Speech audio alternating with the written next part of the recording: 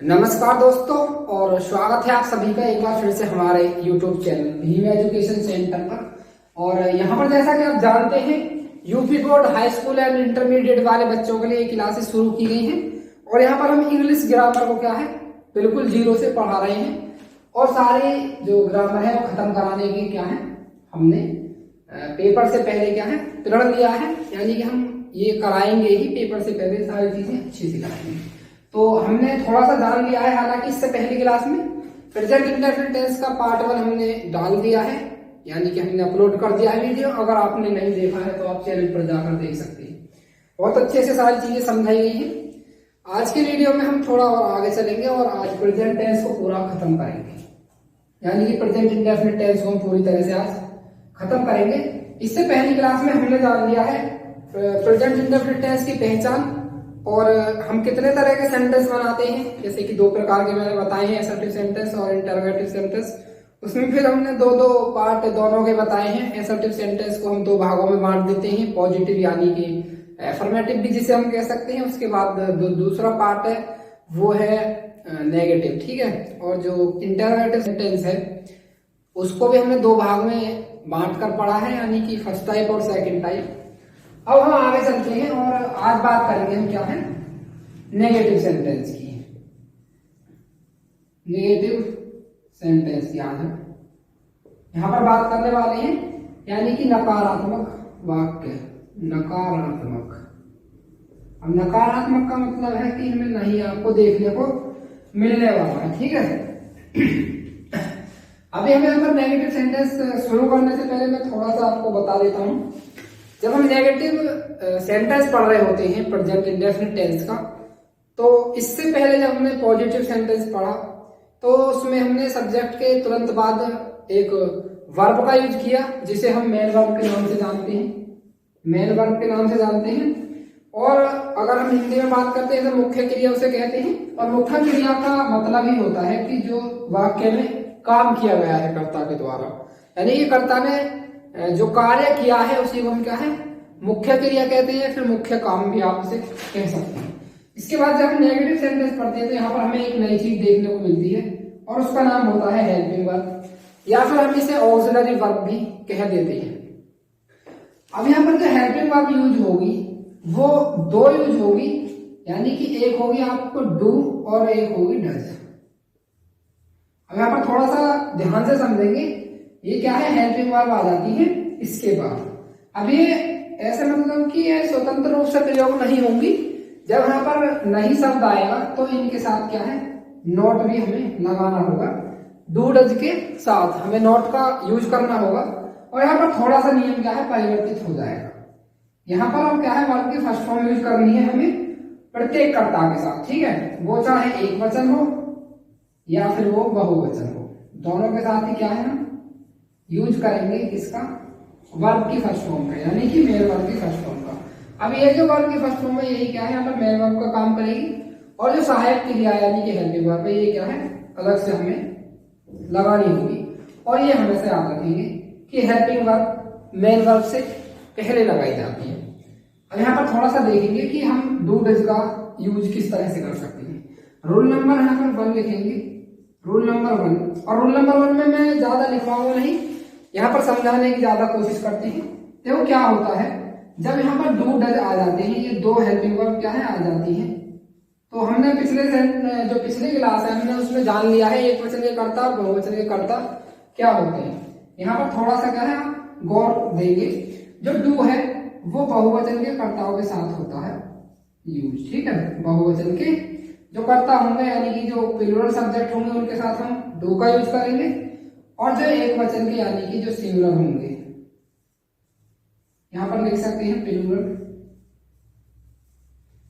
और यहां पर लिख सकते हैं सिंगुलर। प्लूरल और सिंगुलर। तो डू बहुवचन के लिए और डज एक वचन यानी कि सिंगुलर के लिए।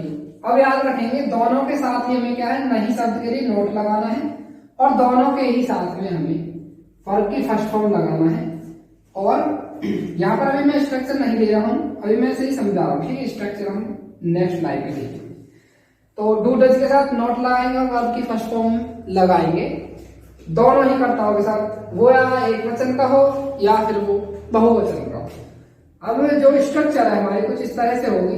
आप सबसे पहले सब्जेक्ट लगाएंगे और सब्जेक्ट के तुरंत बाद आपको डू या डज में से कोई एक लगाएंगे, यानी कि अगर एक वचन का करता है तो आप डज लगाएंगे और बहुवचन का करता है तो आप डू लगाएंगे।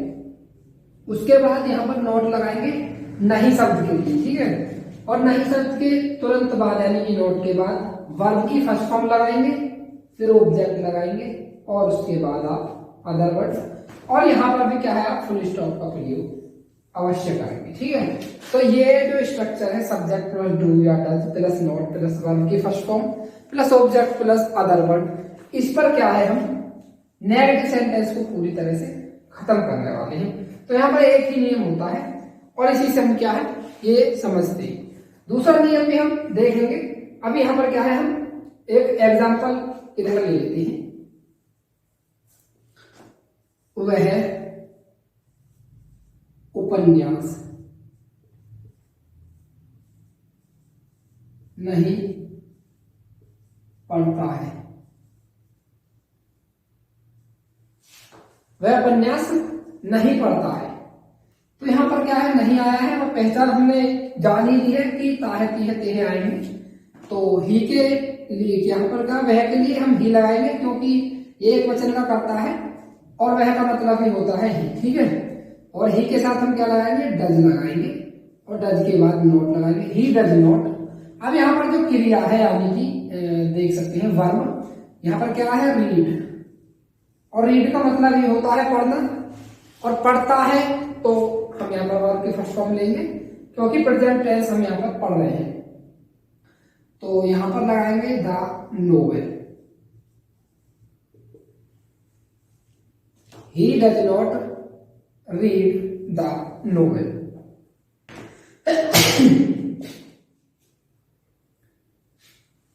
इस तरह से आप एक सेंटेंस का जो ट्रांसलेशन है इस तरह से कर सकते हैं। यहां पर बहुवचन का एक उदाहरण ले लेते हैं, वे, यहां पर ले लेते हैं वे फल नहीं खरीदते हैं। वे फल नहीं खरीदते हैं। यहां पर भी ध्यान रखेंगे कि यहाँ पे आपको क्या है पूर्ण विराम ही मिलेगा, पॉजिटिव हो या नेगेटिव सेंटेंस हो दोनों में आपको पूर्ण विराम मिलेगा और आपको फुल स्टॉप का यूज करना है उसके हिसाब से। वे का मतलब होता है दे, और दे के साथ हम क्या करेंगे डू का प्रयोग करेंगे क्योंकि दे जो है वो बहुवचन का करता है और बहुवचन के साथ मैंने बताया है कि आप डू का प्रयोग करेंगे और इसके साथ हम क्या है नोट लगाएंगे, they do not buy. Buy करने का मतलब होता है बाय का मतलब खरीदना, ठीक है, खरीदना। फ्रूट्स, फ्रूट्स, वे फल नहीं खरीदते हैं। तो यहां पर आप क्या है फ्रूट्स लगाएंगे, फ्रूट नहीं लगाएंगे क्योंकि एक से ज्यादा फल ही क्या है खरीदा जाता है, इसलिए हम क्या है वो बहुवचन की संज्ञा ही इस वाले नाम को फल के लिए हम यहाँ पर यूज करेंगे। तो they do not buy fruits या फिर he does not read the novel. इस तरह से आप नेगेटिव सेंटेंस को बना सकते हैं या फिर ट्रांसलेट कर सकते हैं, कह सकते हैं। इसका स्क्रीनशॉट आप लेकर रख सकते हैं या फिर इसको आप नोट कर सकते हैं अपनी नोटबुक में। अभी हमने पढ़ा नेगेटिव सेंटेंस, और नेगेटिव सेंटेंस को हमने एक वचन और बहुवचन के कर्ताओं के साथ देख लिया है। अभी यहां पर नेगेटिव में हमें एक शब्द और मिल सकता है, कभी नहीं, कभी नहीं। ये शब्द भी आपको देखने के मिल सकता है, लेकिन ये क्या है ये नेगेटिव वाले नियम को फॉलो नहीं करता है। नेगेटिव वाले नियम को फॉलो नहीं करता है तो फिर क्या करता है, देखो यहां पर मैं आपको बता देता हूं, एक नोट यहां पर मैं लिखता हूं, ये आप थोड़ा ध्यान से रखेंगे। कभी नहीं के लिए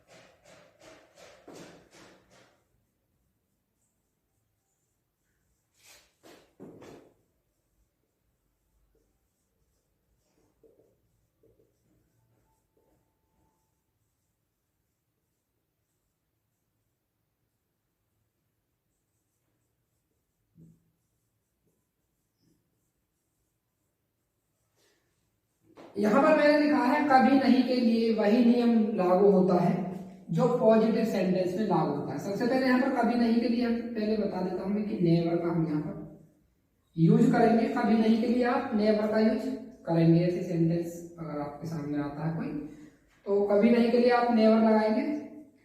अब यहाँ पर इसका क्या अर्थ है कि कभी नहीं के लिए वही नियम लागू होगा जो पॉजिटिव सेंटेंस में होता है। क्योंकि हमने पढ़ा है कि जो एक वचन के कर्ता होते हैं उनके साथ हम वर्ब के फर्स्ट फॉर्म में एस या ईएस लगाएंगे, और जो बहुवचन के कर्ता है उनके साथ हम वर्ब की फर्स्ट फॉर्म ही यूज करेंगे।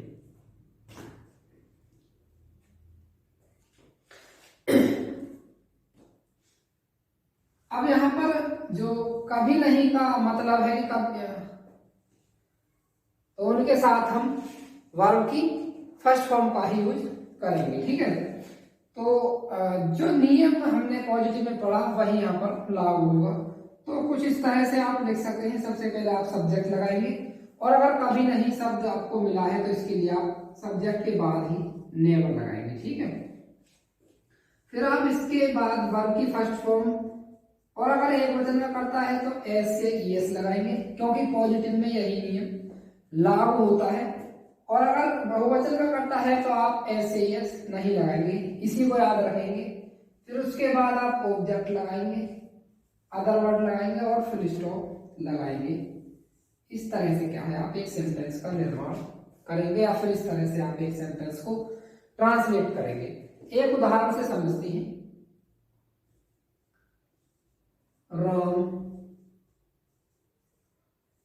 गाली कभी नहीं देता है। राम गाली कभी नहीं देता है, इस तरह से आपको एक सेंटेंस मिल सकता है। तो यहां पर राम नेवर, या फिर यहां पर छोटे में ही रखेंगे, नेवर एब्यूज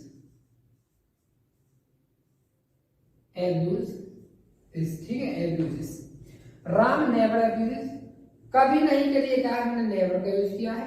गाली देना एक ही बात है, तो एब्यूज, और एब्यूज में एब्यूजिस यानी कि एस हमने लगाया है, क्योंकि राम क्या है, एक वचन है, यानी कि सिंगुलर है। तो इस तरह से हम क्या है सेंटेंस को बना सकते हैं अगर कभी नहीं हमें देखने को मिलता है।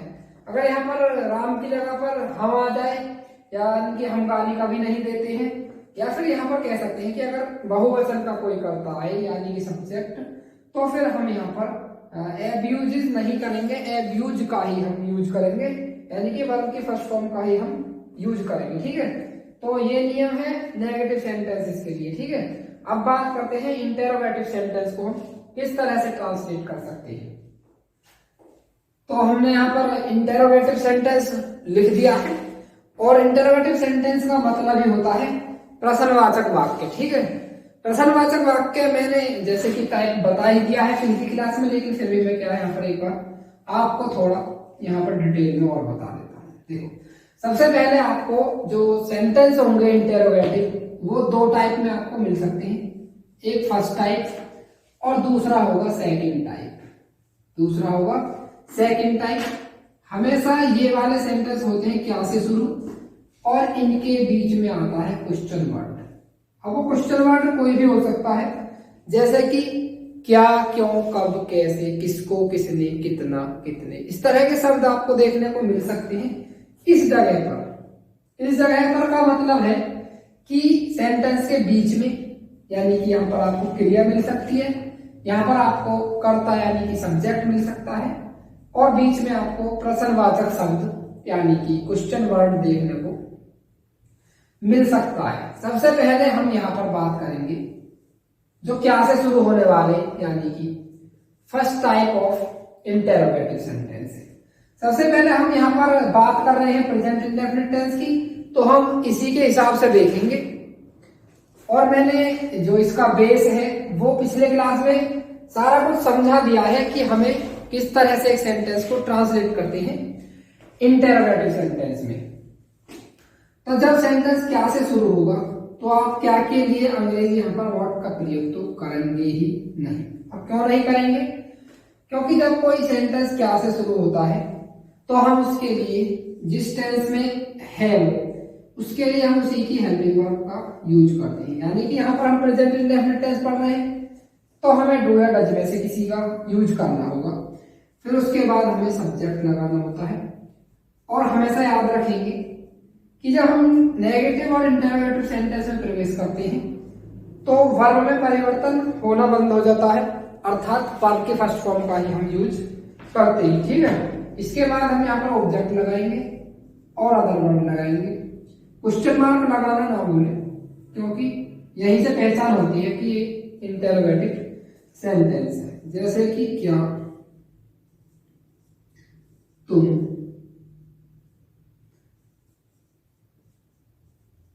आगरा जाते हो, आपको क्वेश्चन मार्क मिलेगा हिंदी में भी और आपको इंग्लिश में भी क्वेश्चन मार्क लगाना है।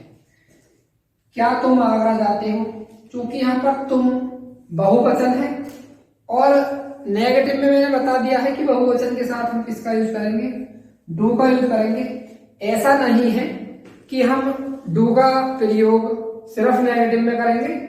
अब आगे के लिए हम क्या है, नेगेटिव के बाद हमेशा क्या है, यानी कि इंटरोगेटिव फर्स्ट टाइप और सेकंड टाइप में भी बहुवचन के साथ डू का ही प्रयोग करेंगे और एक वचन के साथ डज का ही प्रयोग करेंगे। ठीक है, तो तुम के अनुसार तो हमें डू ही लगाना होगा, क्योंकि मैंने ये बात पहले भी बता दी है कि तुम का यानी कि यू का यूज हमेशा प्लूरल के रूप में होता है, वो चाहे एक के लिए बोला गया हो या फिर अधिक के लिए यूज किया गया हो। डू यू, यू का मतलब ये होता है तुम। ठीक है, और वो उसके बाद टू हम लगाते हैं जाने के अर्थ में, प्रीपोजिशन हमेशा आती है वो के साथ में। ठीक है, और यहाँ पर कहाँ जाने की बात हो रही है, आगरा, तो आगरा के लिए हम आगरा ही लगाएंगे और आगरा का ए कैपिटल लेटर से लिखेंगे, क्योंकि आगरा प्रॉपर नाउन है अपने आप में और किसी भी प्रॉपर नाउन का कैपिटल लेटर हम शुरू वाला बनाते हैं।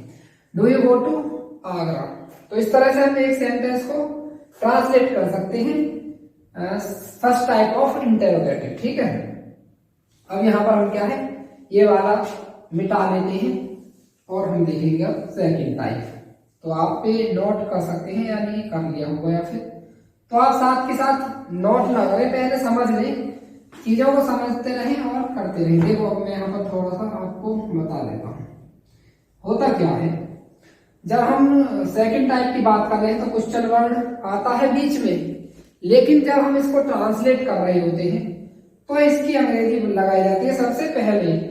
अब जब हम सबसे पहले अंग्रेजी लगाएंगे क्वेश्चन वर्ड की, तो उसके बाद हम हेल्पिंग वर्ब लगाएंगे, उसके बाद हम सब्जेक्ट लगाएंगे, verb first form object other word लगाएंगे। ठीक है, अगर इसमें भी आपको वाक्य नेगेटिव मिलता है यानी कि नकारात्मक, तो आप सब्जेक्ट के बाद नोट लगा सकते हैं। ठीक है, जैसे कि अभी हमने जो सेंटेंस बनाया, क्या तुम आगरा जाते हो, तो आपको इस तरह से भी मिल सकता है, क्या तुम आगरा नहीं जाते हो। अगर ऐसा है सेंटेंस तो आप सब्जेक्ट के बाद नोट लगा सकते हैं। इस तरह से हम सेंटेंस को ट्रांसलेट करते हैं। तो मैं यहां पर एक ले लेता हूं सेंटेंस, अब तुम क्या करते हो। ठीक है, तो अब यहाँ पर क्या है, ये समय सूचित करने वाला एक शब्द है और जिसको हम अदर वर्ड के नाम से भी जानते हैं, यानी कि अदर वर्ड ही माना जाएगा, यानी कि एडवर्ब होता है, एडवर्ब होता है ये, लेकिन हम इसे क्या अदर वर्ड की श्रेणी में रखते हैं, तो इसकी अंग्रेजी हम बाद में ही लगाएंगे या फिर पहले भी लगा सकते हैं। लेकिन हम क्या सबसे पहले क्या की अंग्रेजी यहाँ पर लिखेंगे, क्वेश्चन वर्ड, क्योंकि हमारा यही है। ठीक है, तो व्हाट, अब यहाँ पर तुम के अनुसार फिर से हम क्या है, डू का ही यूज करेंगे, क्योंकि बहुवचन है, डू यू, और वर्ब क्या है यहाँ पर, डू माने होता है करना, और यहाँ पर करना ही क्या है, क्रिया है, और नाउ हम लगाएंगे अब के लिए, उसके बाद क्वेश्चन मार्क लगा देंगे। इस तरह से हम कोई सेंटेंस ट्रांसलेट कर सकते हैं इंटरोगेटिव ऑफ सेकंड टाइप के लिए। ठीक है, अभी इसके लिए एक विशेष नियम होता है जो कौन शब्द है, कौन शब्द के लिए हम हु का यूज करते हैं। और इसका नियम थोड़ा क्या है, अलग हो जाता है। ये आप पहले नोट कर लीजिए, मैं फिर बताता हूं।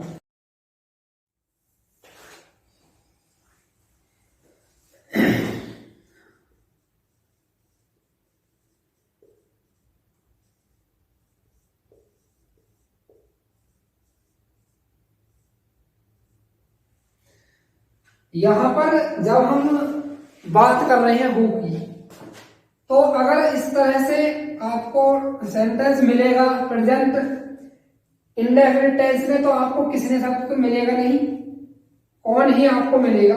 जैसे कि मैं एक दो वाक्य बोलकर बताता हूं। तुम्हें अंग्रेजी कौन पढ़ाता है, तुम्हें गाली कौन देता है, इस तरह के वाक्य आपको देखने को मिलेंगे, लेकिन किसने शब्द यहाँ पर आपको नहीं मिलेगा। हालांकि हु का मतलब किसने भी होता है, ठीक है। तो ये वाला अभी आप यहाँ पर लिख भी सकते हैं और नहीं भी, हालांकि लिख ही ले तो बेहतर होगा, क्योंकि पता तो होना ही चाहिए।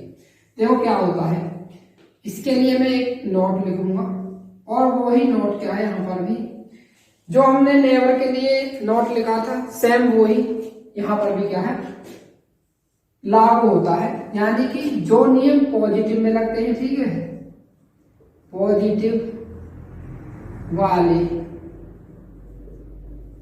नियम ही लागू होते हैं। इतना ही आप लिख लेंगे, क्योंकि हमने नियम तो लिख ही लिया है और हमें पता भी है कि किस तरह से हम नेवर के साथ में यूज करते हैं। पॉजिटिव वाले नियम ही लागू होते हैं।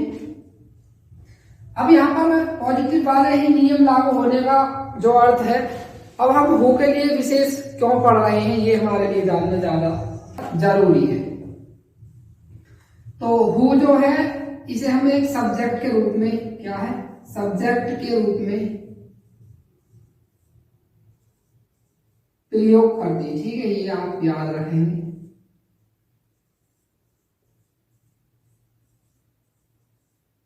आप इसे सब्जेक्ट के रूप में ही प्रयोग करेंगे हु को, ठीक है, तभी आप क्या है, इस नियम को फॉलो कर पाएंगे, ठीक है, और होता भी है। और ये जो सब्जेक्ट के रूप में प्रयोग होता है, ये चीज आप समझेंगे नेक्स्ट चैप्टर, यानी कि एक्टिव से जब हम पैसिव वॉइस बना रहे होते हैं, तब हमारी ये चीजें सारी समझ आती हैं कि किस तरह से हम हु का सब्जेक्ट मानकर उसे बदलते हैं, या फिर हम क्यों इसे सब्जेक्ट मानते हैं। जैसे मैं यहां पर ले लेता हूं, तुम्हें अंग्रेजी कौन पढ़ाता है, ठीक है, तुम्हें अंग्रेजी कौन पढ़ाता है। तो इसके लिए आप एक स्ट्रक्चर लिख लेंगे, हु लगाएंगे सबसे पहले, फिर वर्ब की फर्स्ट फॉर्म या फिर एस या एस इसमें लगाएंगे। वर्ब की फर्स्ट फॉर्म भी लगा सकते हैं अगर यहाँ पर हु का प्रयोग उस तरह से हुआ है जैसे बहुवचन का करता हो, या तुम्हें कौन अंग्रेजी, या फिर यहाँ पर हो सकता है तुम्हें अंग्रेजी कौन पढ़ाते हैं, तो यहाँ पर पढ़ाते हैं के हिसाब से हम बहुवचन से मान सकते हैं। तो इस तरह से आप वर्ब की फर्स्ट फॉर्म या फिर वर्ब की फर्स्ट फॉर्म में ऐसे यस लगाएंगे, और फिर आप यहाँ पर ऑब्जेक्ट लगाएंगे, और यहाँ पर आप अदर वर्ड लगाएंगे। क्वेश्चन मार्क भी यहाँ पर हमें लगाना होगा। तो इस तरह से आप बना सकते हैं, ठीक है। अभी यहाँ पर जो चीजें आपको देखने मिल रही हैं, जिस तरह से हम पॉजिटिव का स्ट्रक्चर लिखते हैं, सेम वही स्ट्रक्चर यहाँ पर है।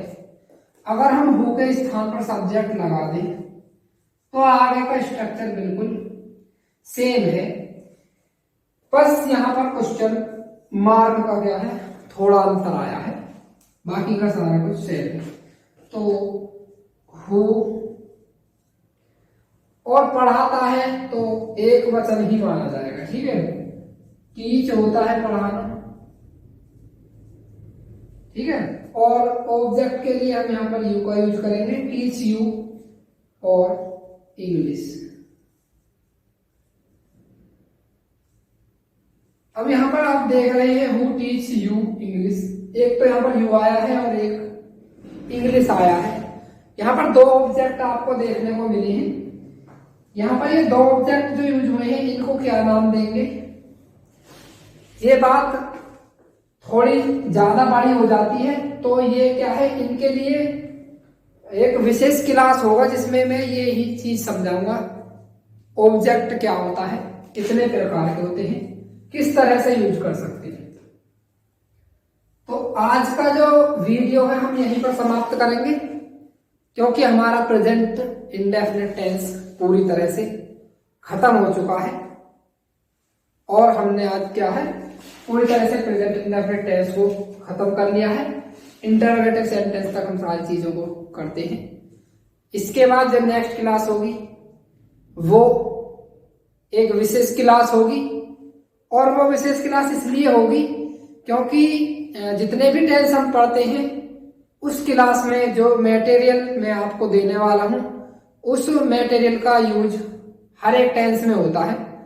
तो हम हर टेंस में ना पढ़ के हम एक क्लास में वो सारी चीजें खत्म करेंगे, और इस तरह से हम सारी चीजों को क्या है करने वाले हैं, ताकि हमें किसी टेंस को पढ़ने में कोई दिक्कत ना हो, आसानी से हम सारी चीजों को कर पाए। तो आज का क्लास हम यहीं पर समाप्त करते हैं।